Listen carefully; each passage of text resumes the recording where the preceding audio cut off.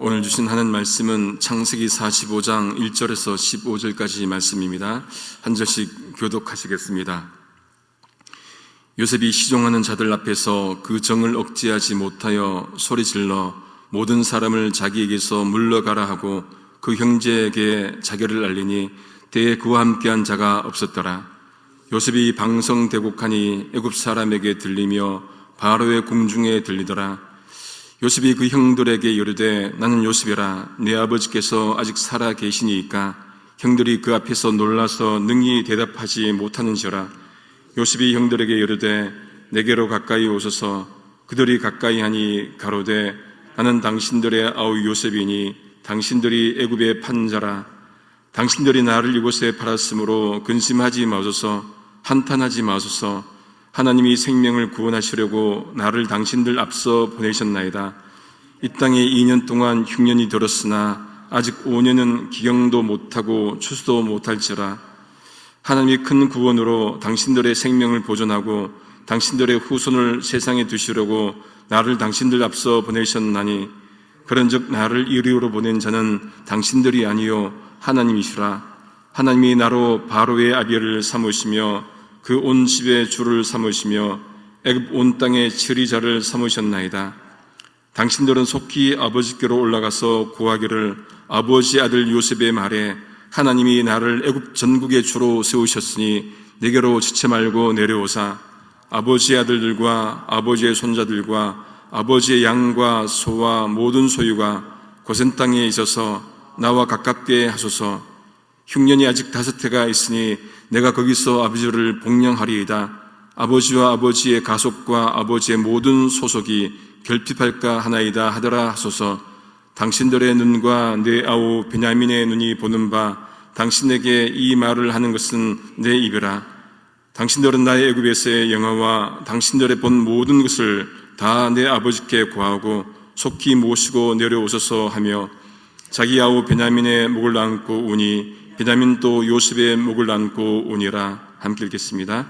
요셉이 또 형들과 입맞추며 안고 우니 형들이 그제야 요셉과 말하니라. 아멘. 창세기 45장 오늘 본문 말씀은 요셉 형제들이 오랜 세월 끝에 서로 이제 화해하는 장면을 보여줍니다. 창세기 44장에서 요셉이 베냐민을 곁에 두려고 은잔을 베냐민 자루에 넣지 않았습니까? 그리고는 그 베냐민을 종으로 두려고 했었지요. 그때 유다가 나서서 자기를 대신으로 그렇게 종으로 삼으라 그러면서 아픈 가족 이야기를 했었습니다. 유다가 그 아픈 가족 이야기를 하자 요셉이 오늘 본문에 보니까 어떻게 됩니까? 감정을 주체하지 못해서 시중 들던 사람들을 밖으로 나가라고 소리칩니다. 그리고는 자신이 누구인지 형제들에게 알립니다. 여기 시중 들던 이들 중에는 통역관도 있었을 겁니다. 창세기 42장 23절에 보시면 요셉이 형들과 대화할 때 일부러 통역관을 두고 말을 하였습니다. 그러나 이제는 더 이상 통역관이 필요가 없죠. 같은 히브리 말로 할 수 있기 때문에 그렇습니다. 요셉이 형제들에게 자신이 누군지 말했을 때 터져나온 것은 뭡니까? 많은 말이 아니라 눈물이었습니다. 요셉이 큰 소리로 옵니다. 그 울음소리가 애굽 사람에게 그리고 바로의 궁중에도 들립니다. 처음 통역관을 두고 형들을 만났을 때도 요셉은 울었지요. 동생 베냐민을 만났을 때도 울었습니다. 그런데 그 두 경우는 혼자서 따로 가서 울었던 것을 보게 됩니다. 지금은 형들 앞에서 울지요. 한 남자가 목 놓아 옵니다. 어떤 감정이었을까요? 서러움의 감정의 눈물이었을 것이고 또 그리움의 눈물이었을 겁니다. 정말로 22년의 세월을 돌이켜보니까 서럽기도 서럽겠지요. 가족들과 헤어지고 또 그러니까 또 보고 싶은 마음도 있어서 그리움의 눈물이었을 겁니다. 그 모든 감정이 합쳐지니까 그 울음소리가 정말로 너무나 커서 밖으로까지 들리게 된 것입니다. 자신을 팔았던 그 형들의 모습을 보았을 때 요셉은 늘 왜 마음에 분노가 생기지 않았겠습니까? 그런데 요셉은 그 분노를 노여움으로 승화시키지 않고 눈물로 승화시켰습니다. 어떤 의미에서는 자기보다 낮은 모습이잖아요. 형들의 모습이. 양식을 구하러 온 모습이었기 때문에 측은지심의 모습도 있었을 겁니다. 다시 말하면 피해자가 가해자를 만났을 때 갖게 되는 분노가 아니라 어떤 의미에서 용서의 눈물, 용서의 마음을 보였지 싶습니다. 여러분, 가해자의 눈물이 죄를 뉘우치고 용서를 구하는 눈물이라면 피해자가 가해자를 바라보며 흘리는 눈물은 용서의 눈물이자 어떤 의미에서 피해자, 가해자의 관계 설정도 깨어버리는 치유하는 힐링의 눈물일 수 있습니다. 그런데 요셉의 눈물은 여러분, 가해자들이 용서를 구하기 전에 흘린 눈물이에요. 형들이 먼저 용서를 구했습니까? 아니죠. 눈물을 흘렸습니까? 아니에요. 요셉이 먼저 눈물을 흘렸습니다. 유다의 이야기가 요셉의 마음을 건드린 거예요. 유다가 전하는 그 아픈 이야기에 요셉 자신도 포함되잖아요. 그 이야기가 요셉의 이야기이기도 하기 때문에 감정이 그렇게 요동친 것이죠. 어제도 말씀드렸지만은 이 이야기가 가지는 힘이 있습니다. 요셉의 이야기, 가족의 이야기, 그 이야기가 힘이 있기 때문에 요셉이 자기의 정체성을 드러내지 않습니까? 우리 각자 갖고 있는 이야기가 분명히 있는데 그 이야기가 잘 우리가 승화시켜서 정말로 모든 것들 속에서 하나님께 영광 돌리는 그런 이야기로 삼아야 하겠습니다. 요셉이 그렇게 해서 자신의 감정을 이제 드러내고 누군지를 이제 드러냅니다. 3절, 우리 3절을 한 번 더 같이 한번 읽겠습니다. 요셉이 그 형들에게 이르되 나는 요셉이라 내 아버지께서 아직 살아계시니까 형들이 그 앞에서 놀라서 능히 대답하지 못하는지라. 아픈 이야기가 요셉을 드러냅니다. 요셉이 뭐라고 합니까? 나는 요셉이다. 나는 요셉입니다. 여러분, 이 말을 얼마나 하고 싶었겠습니까? 자기가 애굽에 있으면서 나는 요셉이다 했겠습니까? 그런데 자기 이름을 찾은 거예요. 나는 요셉이다. 형들 앞에 요셉을 얘기합니다. 죽었거나 아니면 종으로 팔아버려서 기억에서 지워진 한 존재를 존재하게끔 합니다. 요셉입니다. 이 요셉의 눈물의 의미가 여기에 있겠지요. 그리고 곧바로 어떻게 나갑니까? 아버지의 안부를 묻습니다. 아버지가 살아계십니까? 이제 관계가 설정이 되는 거죠. 나는 요셉이니까 아버지가 살아계십니까? 형들이 그 말을 듣고 얼마나 놀랐겠습니까? 말을 못하는 거예요. 막 입이 떨어지지 않습니다. 다른 사람도 아니고 자기들이 죽이려고 했고 팔았던 그 요셉이 총리가 되어서 눈앞에 있는데 어떤 말을 하겠습니까? 이 반전이지요. 전혀 예상치 못한 가운데 하나님은 그렇게 역사를 만들어가기도 하는 것을 보게 됩니다. 요셉이 형들에게 어떻게 말합니까?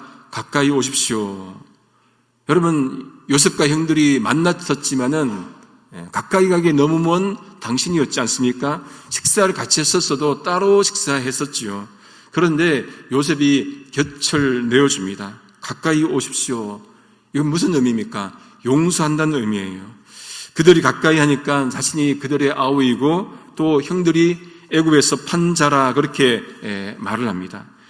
이거는 여러분 요셉과 형들만 아는 사실이에요. 누가 알겠습니까? 요셉을 팔았던 것은 형들과 요셉만이 아는 건데 그 사실을 언급하니까 이거는 빼도 박도 못하고 요셉인 것이 분명합니다. 여러분, 누가 가까이 오게 합니까? 가해자가 피해자에게 가까이 오게 합니까? 못해요. 왜? 그 상처, 트라우마가 있기 때문에 가해자가 피해자를 가까이 오게 못합니다. 피해자가 가까이 가지 않지요. 그런데 피해자가 가해자를 가까이 오게 할 수 있습니다. 어떨 때요? 용서할 때. 피해자인 요셉이 가해자인 형들을 가까이 오라 합니다. 그런데 형들이 두려웠겠지요. 요셉이 이어서 말하는데 몇 가지 보도록 하겠습니다. 첫째, 요셉은 자신을 애굽으로 보낸 사람은 형들이 아니고 하나님이다. 그렇게 고백합니다. 5절 새벽녘입니다. 그러나 이제는 걱정하지 마십시오. 자책하지도 마십시오. 형님들이 나를 이곳에 팔아넘기긴 하였습니다만 그것은 하나님이 형님들보다 앞서서 나를 여기에 보내셔서 우리의 목숨을 살려주시려고 그렇게 하신 것입니다. 하나님의 주권을 고백하는 것이죠. 하나님이 그렇게 하신 것입니다. 둘째, 보내신 이유는 뭡니까? 생명을 보존하기 위함이라 그렇게 고백을 합니다. 이 땅에 2년간 흉년이 들었고 앞으로도 5년 동안 더 흉년이 있을 터인데 하나님이 큰 구원의 그림을 가지시고 생명과 후손들을 보존하기 위해서 자신을 먼저 이곳에 보내셨다. 그렇게 고백을 합니다. 셋째, 하나님이 요셉을 바로의 아버지, 애굽의 통치자가 되게 하시려고 보내셨다는 거예요. 8절 새한글 성경입니다. 그러므로 이제 저를 이리로 보내신 것은 형님들이 아니라 하나님이십니다. 하나님이 저를 파라오의 아버지 자리에, 그의 온 집의 주인 자리에, 이집트 온 땅의 통치자 자리에 앉혀주셨습니다. 요셉이 하나님께서 먼저 보내셔서 어떻게 하셨다고 합니까? 세 가지. 바로의 아버지, 그의 온 집안의 주인, 애굽의 통치자, 그렇게 삼아주셨다는 거예요. 여기 봤던 5절, 7절, 8절에서 요셉이 강조하는 표현이 뭡니까? 나를 이곳에 보내신 분은 하나님이시다. 당신들이 아니고 하나님이다. 그렇게 표현합니다. 요셉은 자신을 판 이가 형들이 맞을지라도 하나님께서 흉년 때 온 가족을 구원하시라는 그 큰 구원의 그림을 가지고 계셨기 때문에 하나님께서 자신을 이곳으로 먼저 보내셨다. 그렇게 고백합니다. 이렇게 고백하면서 나오는 건 뭐겠습니까? 형님들 죄책감 갖지 마십시오. 그런 말이겠죠. 아마도 형들은 이 말을 듣고 속으로 아멘 했을지도 모르겠습니다. 그런데 여러분, 만일 요셉이 한 이 말을 형들이 했다면 어떻게 되겠습니까? 형들이 하나님이 큰 구원의 그림을 갖고 계셔서 자신들로 하여금 요셉을 팔게 하셔서 애굽의 총리가 되게 하셨다 말하면 그 말이 맞는 말일까요? 문자적으로는 같을지 몰라도 누가 말하느냐에 따라서 의미가 달라질 수 있음을 보게 됩니다. 형들이 요셉을 판 것은 여러분 객관적 사실이에요. 이거는 잘못이지요. 죄이기도 합니다. 그런데 그것을 피해자인 요셉이 받아들여서 뒤집어버리는 것이죠. 객관적 사실을 뒤집어버리니까 하나님을 고백하는 의미가 담겨지게 되는 것을 보게 됩니다. 이게 하나님의 섭리겠죠.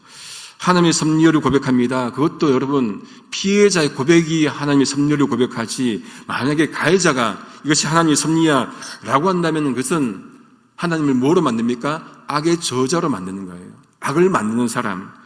가해자는 뭘 해야 됩니까? 회개만 해야 됩니다. 여기 피해자의 고백과 요셉의 고백과 가해자의 회개, 형들의 회개가 만났을 때 하나님의 섭리 역사가 만들어지는 거예요. 그러니까 하나님의 섭리를 깨닫는 순간 과거는 단순한 객관적 사실로 존재하는 것이 아니고 하나님의 계획과 은혜로 깨달아지게 되는 것이겠지요. 이렇게 형들에게 자신을 소개하고 하나님께서 이렇게 말씀하셨음을 고백하지 않습니까?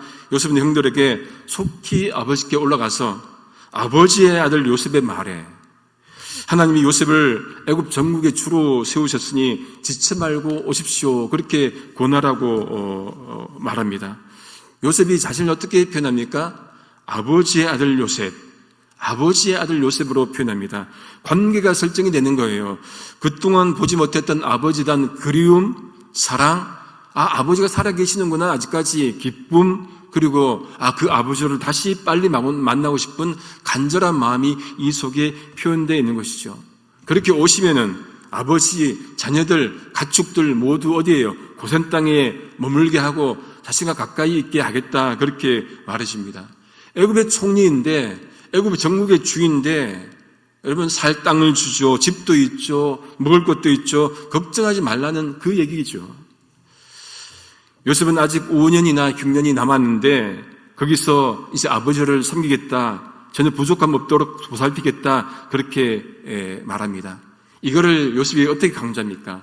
요셉이 자기 입으로 들은 말이 아니라 요셉 내가 말한 겁니다, 이를 알려드리라는 거예요. 다른 사람을 통해서 들었는데, 요셉이 살았다고 들었는데 그게 아니고 총리인, 애굽의 총리인 요셉이 말합니다. 직접 들었습니다. 이걸 말하니까 얼마나 더 신빙성이 있습니까? 속히 모셔오십시오. 그렇게 재촉합니다. 아마도 이것은 어떤 의미에서 보면은 정말로 온 가족, 온 이스라엘 가족 전체를 애굽으로 이동하는 그 프로젝트 같아 보입니다. 요셉은 여러분 단순히 용서만 하는 게 아니고 어떻게 합니까? 거기에 머물지 않아요. 더 크게 나아가죠. 적극적으로 관계를 개선합니다. 용서만 하지 않고 형들이 처한 어려움을 주도적으로 해결해 주고자 그렇게 노력하는 것을 보게 됩니다. 그러고 난 다음에 형들에게 할 말을 다 마친 요셉이 어떻게 합니까? 동생을 안고 울지요. 베냐민도 형 요셉을 안고 웁니다. 마치 형 에사하고 동생 야곱이 만나서 정말 20년 만에 만나서 서로 운 것처럼 지금 요셉과 베냐민도 22년 만에 만나서 함께 우는 모습을 보게 됩니다. 이전에는 요셉 혼자만 울었지요. 지금은 함께 옵니다. 하나밖에 없는 동생을 만났으니까 얼마나 감격스러웠겠습니까? 그 동생 베냐민은 엄마의 품에 안겨보지도 못하고 엄마가 죽었지 않습니까? 그 동생을 22년 만에 만난 그 마음, 그거를 이제 표현합니다. 그리고 난 다음에 요셉이 형들과도 어떻게 합니까? 안고 울지요. 형들이 그제서야 요셉에게 말을 합니다. 여러분, 이때는 뭘 하겠습니까? 우는 것밖에는 할 게 없겠지요. 다른 무슨 말이 필요하겠습니까? 그 모습을 그대로 울고 함께 서로 받아들이는 것, 여러분, 이거는 망각의 눈물이에요. 그러니까 모든 것들을 잊어버리는 망각의 눈물, 과거의 아픔을 잊어버리는 눈물, 망각의 눈물, 새롭게 시작하는 새로운 시작의 눈물, 그리고 치유의 눈물이죠. 모든 상처, 이거를 잊어버리는 치유의 눈물, 회복의 눈물일 것입니다. 우려할 때가 있죠. 어떤 말로도 우리가 하지 못할 때 우려할 때가 있습니다. 모든 사람은 눈물이 있는 사람이에요. 눈물, 제가 설교하다가 종종 우는데, 제가 눈물은 제인데 소중한 주제예요. 제 신대원 논문 주제도 눈물의 신학이었습니다. 나중에 한번 소개를 하죠. 아마도 한국에서든 최초일 건데, 그 저를 아는 친구들이나 교수님들은 저를 딱 보면은 눈물의 신학, 아직까지도 기억하시더라고요. 20년, 30년 거의 다 돼가는데, 우려할 때가 있는데 그것은 바로 우리가 말로 다 못할 때 그는 눈물이 해결해 준다는 것이죠. 우리 주님 죄인들을 용서하시며 십자가에서 모든 피와 눈물을 흘리셨습니다. 그 눈물은 어떤 눈물이겠습니까? 구원의 눈물일 겁니다. 말씀을 정리합니다. 하나님은 요셉의 고백처럼 역사를 섭리 가운데 이끄시는 분이십니다. 요셉이 형들로 인해서 애굽에 팔려갔지만은 그 모든 과정을 하나님께서 역사하신 것 아니겠습니까? 그 속에서 합력하여 선을 이루시는 그 하나님을 고백하게 됩니다. 이것은 은혜 없이는 불가능한 거예요. 여러분, 은혜 없이 어떻게 이 요셉이 이걸 고백할 수 있겠습니까? 세상 가치관으로는 도저히 설명할 수 없는 것이지요. 그러니 얼마나 감사한 일이겠습니까? 우리 삶 가운데도 어려운 일이 있다 하더라도 그 속에서 누구보다 안타까워하시고 아파하시는 그 하나님께서 그 고통을 빨리 벗어나기를 원하시는 거예요. 그래서 우리 모두가 그 힘든 과정을 다 벗어나서 하나님을 섭리의 하나님, 구원의 하나님으로 고백할 수 있기를 성부, 성자, 성령이신 삼일체 하나님의 이름으로 소망합니다. 기도하시겠습니다. 하나님, 하나님을 믿으니 세상의 가치관으로 삶을 바라보지 않게 하시고 하나님의 은혜의 관점으로 세상을 보게 하시니 감사합니다. 하나님이 요셉의 고난의 삶 속에서 함께 하셔서 종 요셉을 총리 요셉으로 바꾸셔서 그 모든 것 속에 하나님이 함께 하셨다는 고백을 하게 하신 것처럼 우리 삶 속에서도 하나님의 섭리를 발견할 수 있도록 인도해 주옵소서. 예수님의 이름으로 기도드립니다. 아멘.